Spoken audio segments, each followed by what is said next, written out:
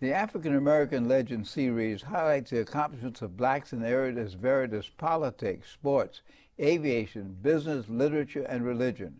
We'll explore how African Americans have succeeded in areas where they've been previously excluded because of segregation, racism, and lack of opportunity. I'm your host, Dr. Roscoe C. Brown, Jr., and with us today is Henry Ray, who's an instructor at the Bronx Aerospace Academy and also with the CUNY Aviation Institute at York College. Glad to have you with us today, Henry. Well, thank you for having me, sir. Well, you are an experienced pilot, you're an experienced instructor, you're an experienced engineer. What do you do at the Bronx Aerospace Academy and at York College? Well, we do have a program at both institutes to help young African American and Hispanics get into flight. At Bronx Aerospace Academy, we have a full aviation program from ground school with a lot of flight simulators, including one cabin class flight simulator. And we also have a program now to train them in air traffic control. Now tell me, is this a public school? It is a public school. It's a public high school. It is. Located in the Bronx. Yes, sir. Now, is the whole school building Bronx Aerospace or just a part of it? No, it used to be the Evander Childs campus, and recently they divided it into 6 different high schools. Mm-hmm. So we are one of the high schools in there. We have about 400 students. 400 students who are interested in aviation. A lot of them are, and we have a specific program in aviation that leads to a solo, and a subset of the students, about 70 to 80 per year, will go through that program. Now, how do you select the students? Well, it's a very competitive program within the school. They have to have an 85 average. They cannot be failing any classes. They have to get a recommendation from a student who is already in the program. And they have to have an excellent attendance record. Also, we have to get permission from the parents, of course, to be able to take the flight. This is absolutely amazing. That they have flight instruction, they have ground school instruction, and they learn to fly all as a part of this public school program. That's correct, and most of them don't even have a driver's license. They're too young to have a driver's license, but we teach them to fly. Now, how would somebody who's interested in this for their youngster, find out about it? Well, when they select their high schools, they can select one of 2 high schools in the city where flight training is provided. The other high school is August Martin High School. Of course, August Martin, as you know, was a Tuskegee Airman. The high school was named for him. So in Queens, it's August Martin High School, and in the Bronx, it's a Bronx Aerospace High School. So when they have an opportunity to select their high school, they can put a check they want to try. Correct. They look into the description of the high schools. There's a huge manual that they have, and if they're interested in aviation, they can do that. If they want to become mechanics in aviation, then they can go to Aviation High School in Queens. But that only teaches them how to repair the airplanes. We teach them how to fly. At one time, didn't they have a flight program at Aviation High School? A long time ago, they had a flight club.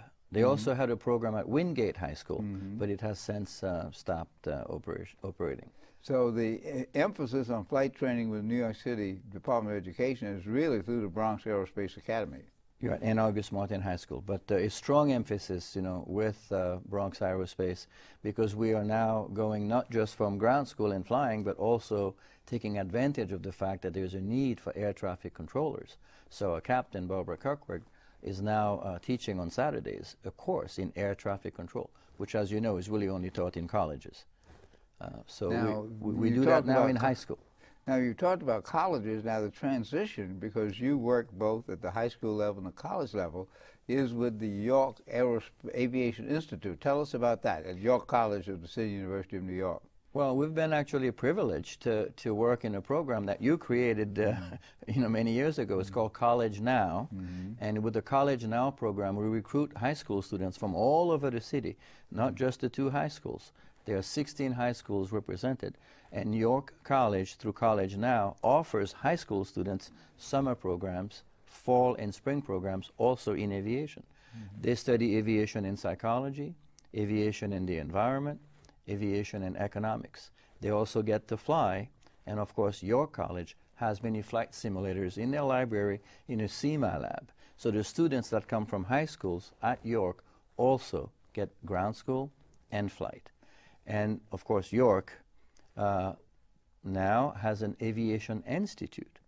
And Marsha Case, who's the president of York, is very interested in getting African Americans and Hispanics involved in aviation, Because we're right between LaGuardia and Kennedy Airport. We're right in the center of Jamaica, Queens. And with the help of Port Authority, American Airlines and JetBlue, we now have an institute at York for aviation management studies. Now that takes college level students, 4-year program, which also involves flight. Now the college students can matriculate in that program as freshmen, or do they have to wait until they're juniors? Oh, no, no, no. We start with them freshman year with a program called the Flight Familiarization Program. So every entering freshman gets a little taste of what it is to fly an airplane by themselves. So then they can decide whether they want to go into aviation as a pilot or whether they want to go into aviation in management. And there are a lot of jobs in aviation, even though there's an economic turndown. There are many jobs at many levels. Could you describe some of the levels of the jobs in aviation? Oh, even for high school students, you know, we have jobs available for them. For example, at Kennedy Airport, we have 38 students that are in our various programs that are working at JetBlue. They're working at Singapore Airlines. They're working for Japan Airlines. Terminal 4 What are they has doing? a lot. Well, they work behind the desk. They take in, you know, information when they come in. They're basically reservation specialists. They work behind the counters. When you come in as a passenger, you know, they'll get you your boarding tickets and so on and so forth. They also work pushing airplanes. They also work with baggage. It depends on what's available, what airline they're working for. Swissport is our biggest employer. Because Swissport works for so many airlines. Now that's high school. When they get into college, one of the things that happens is that we offer them internships. And they have internships with Port Authority, big partner to your college, internships with the FAA, internships with JetBlue and American Airlines at both airports. That's LaGuardia and JFK. Through these internships, they'll actually get jobs with these companies. We also have a grant at your college where if an internship is unpaid and the students need money, we will pay the students to be an intern, for example, at Port Authority and the FAA. So there are many jobs available. York is also trying now to see if we can implement an air traffic control program. As you know, we need 12,000 air traffic controllers over the next 3 years. So well, that's a one big of the demand. things that is so interesting to me as a pilot myself is where do you do the pilot training? Because Kennedy and LaGuardia are very, very busy. Flushing Airport, we used to be around, is closed down. So where do you do your pilot training? Where do they learn to fly? Oh, I used to fly at Flushing too, and I loved it, but now it's closed, so we have to fly at Republic Airport in Long Island. That is our base of operation. That's in Farmingdale. That's in Farmingdale. This is the same airport that is used by CUNY, the State University of New York at Farmingdale. But at Farmingdale, we have airplanes over there that are used by our students, both in high school and college. Of course, from Farmingdale, we can go to Bridgeport, Connecticut, New Haven, Connecticut, Islip, Long Island. We can go to East Hampton, West Hampton, depending on what the kids need for their practice. And of course, on their initial cross countries, we'll go to Poughkeepsie, Dutchess County Airport, upstate, or Stewart Air National Guard Base in upstate New York as well. Now, for the uninitiated, what are the main things that people need to learn to be able to fly? What do they need to know about airplanes, about the air, about pressure? Because for many people, flying is sort of mystical, that it's something that just happens. But it's a science. So tell us a little about some of those As you know, it is a science. However, for many years, people have made it seem to be so complicated that many of the students from our area just don't even look at aviation as a potential career. As you mentioned earlier, there are so many jobs available in aviation, not just pilots. But if you're talking about flying an airplane, it is not that complicated, as you know, as a pilot. And dedicated students... I was a pilot, and we said it was complicated. They told you it was very complicated. You push it down, it goes down, you pull it up, it goes up. There you go. But don't go up too fast. Exactly. Don't go up too fast or it will stall. So we take the students through 2 courses initially, which is just familiarization with airplane. It's called a workshop. And we let them look at airplanes. We let them do flights on the simulators before we ever take them to the airport. Many students have fear of heights, they have issues. Their parents, maybe, oh my God, I'm not going to let my son fly or my daughter fly. She's so precious. So it's an educational process where we teach the students initially they teach their parents, and they bring their parents to our school to see what we have, you know, to offer. And then we have a formal 2-year program in high school with 4 courses that they have to take. This is the ground school part. And in the ground school, we teach them the 4 forces of flight. We teach them about Bernoulli, about Newton, about the laws of physics that pertain, you know, to flight, laws of motion.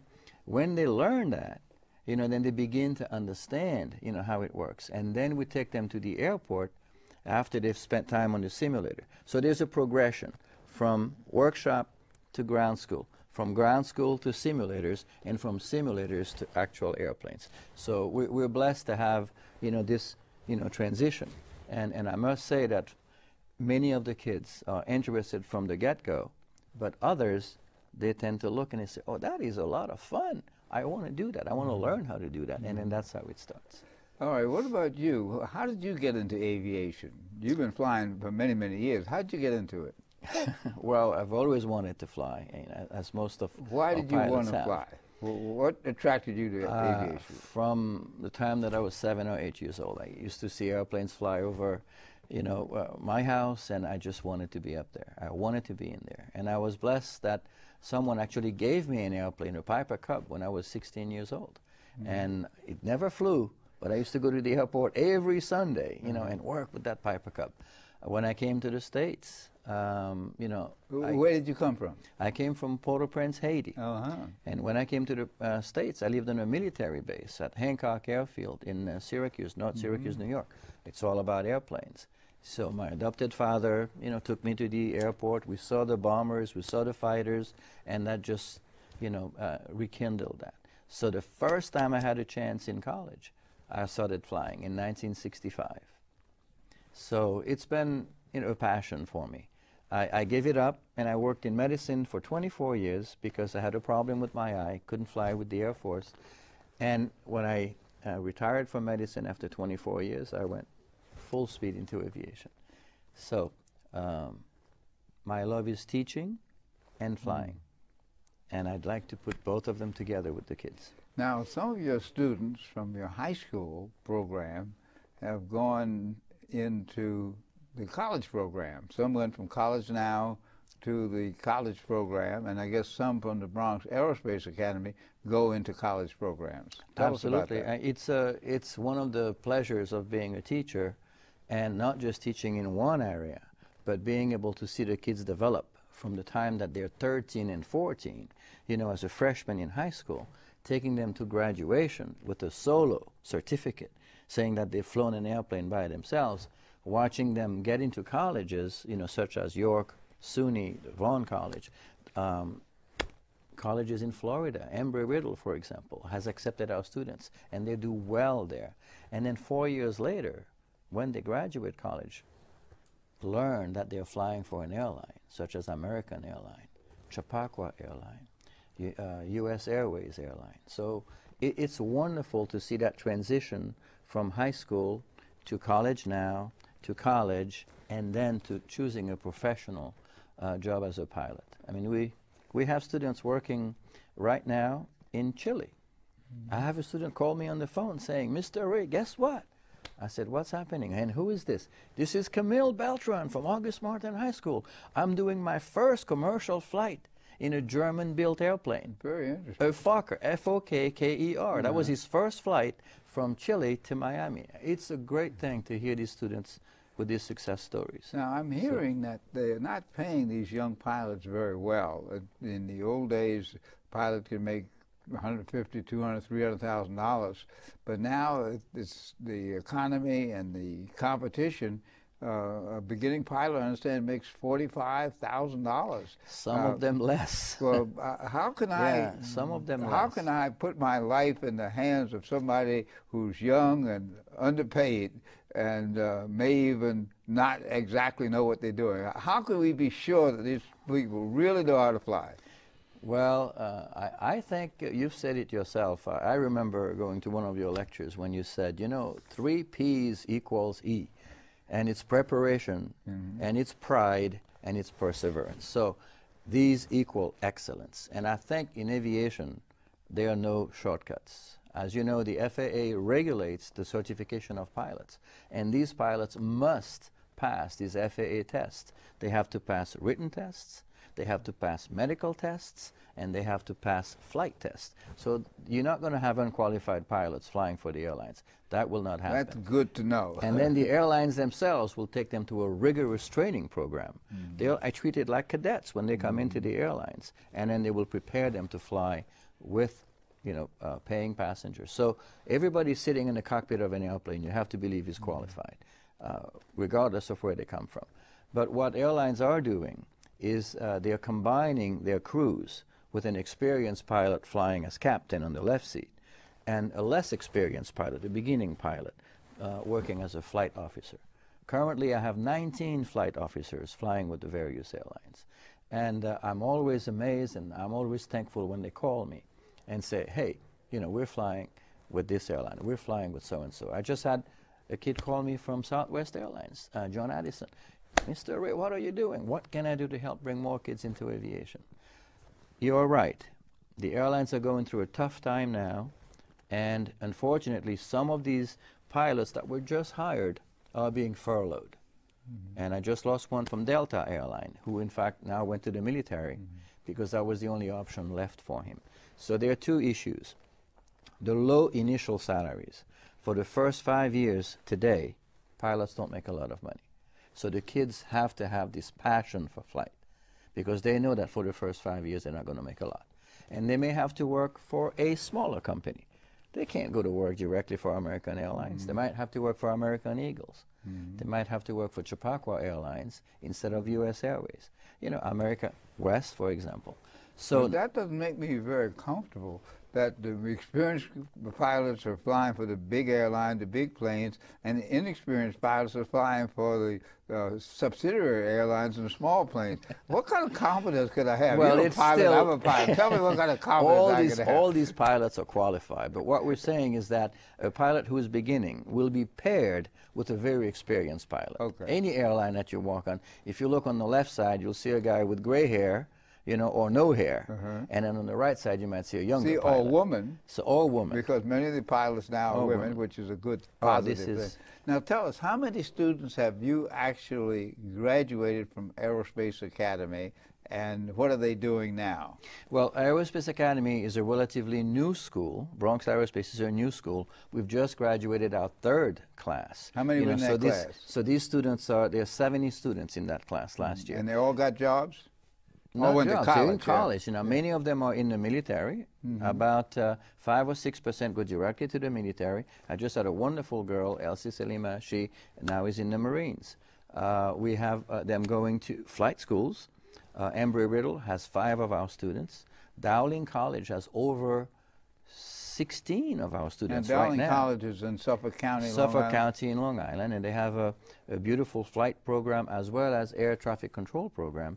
SUNY Farmingdale has accepted many of our students. One of them just graduated. Vaughan College also accepts our students. So the school is only basically 8 years old. So these students are now becoming seniors in college now. The students from August Martin High School, my first school in Queens, they've now been out for 8 or 9 years, so they're already flying as pilots. And these are the ones that are flying for Chilean Airlines.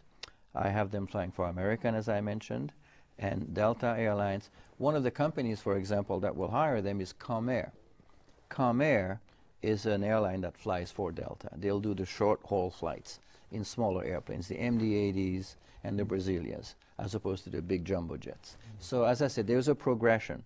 Once a student moves from the right seat as a first officer to captain, the salary jumps rapidly to 50 to 57 grand.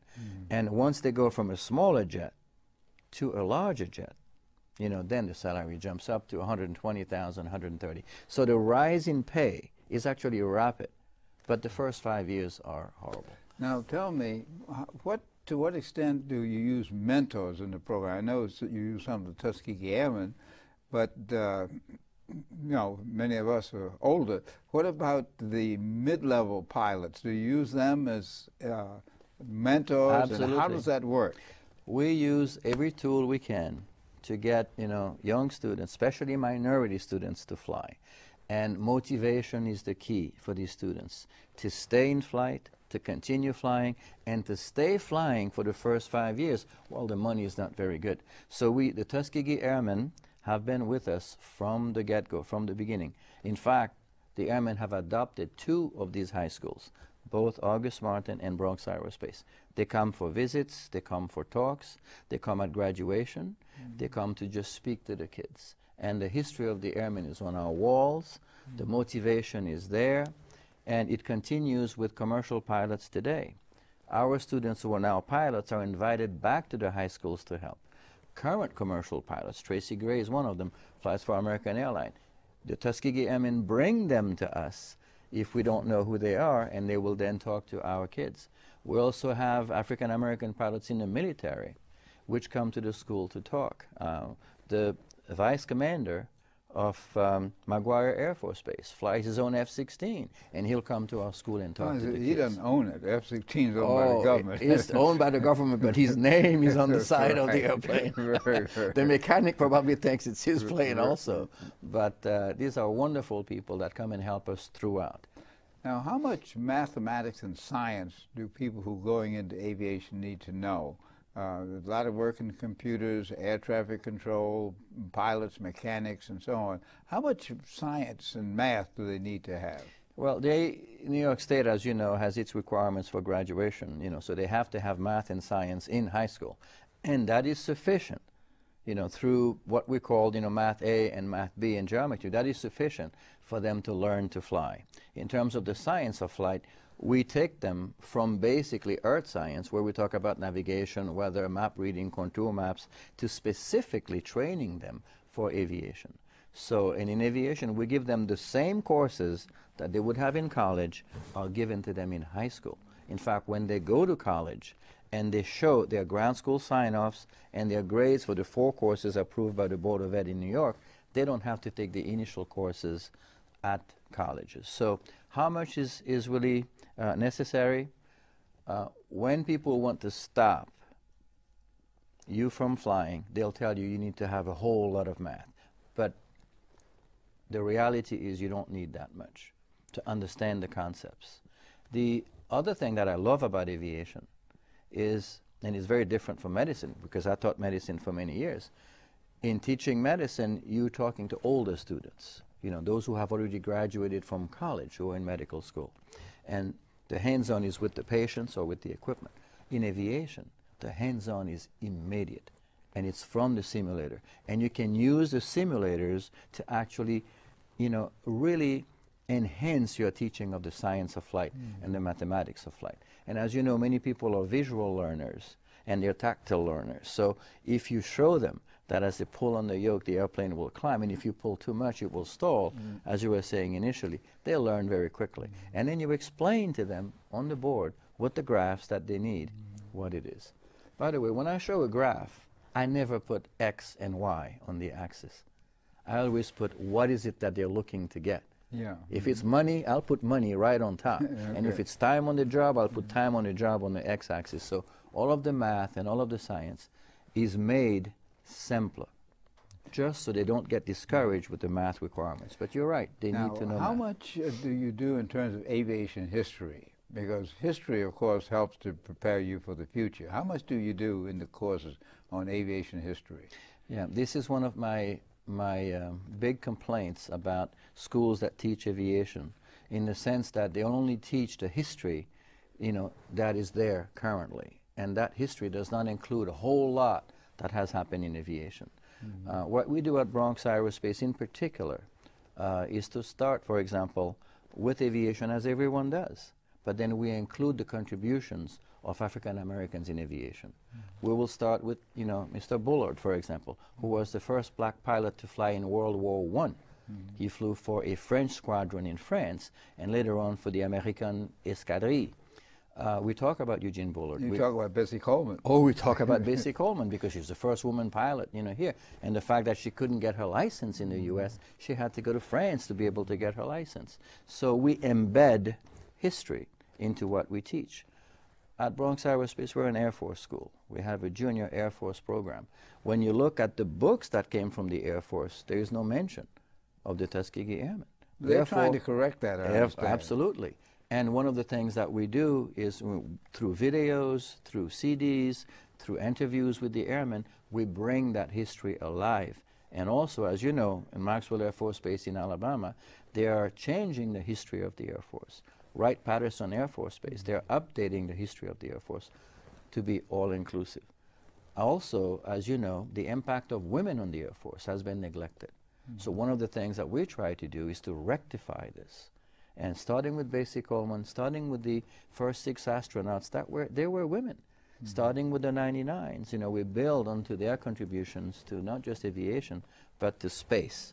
Well, as we come to the close of the program, if you were to address people watching this show, what would you tell them about aviation opportunities? Well, I would say that the aviation business is cyclical. And we have our highs and we have our lows. I think a lot of the problems with aviation now have to do with the economic models that have been used by the airlines. Some of these models are outdated and don't work. Airlines like JetBlue are making money. But there are opportunities. Airlines like Southwest. What you're providing is opportunities at the Bronx Aerospace Academy, Correct. At York College Aviation Institute. Today on African American Letters, we'll talk with Henry Ray, instructor. Thank you, Henry. Thank you very much for having me here, sir. Yeah, time went fast.